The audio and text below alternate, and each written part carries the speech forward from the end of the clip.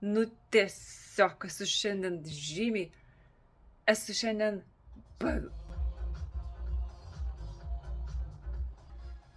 Pati radija įsijungia. Aš ją įjungiau prieš 5 minutės, bet ji tylėjo. Ir dabar pasileido. Ne, čia tikrai tas veidrodis, kurį aš čia atsitempiau, daro prikolus. Aš čia atsivežiau veidrodį iš tokio seno buto. Pasistačiau jį, kad galėčiau save matyti. Man radija nusireguliavo į kažkokį Marijos radiją. Ir aš tą veidrodį paslėpiau į spintą.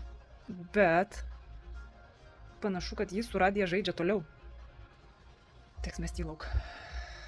Net pamiršau, ką norėjau jums papasakot. Tuo veidrodžiu naudojosi bobutė, kurios jau nebėra, amžinatilsį jau. Nu, man jau nejauku.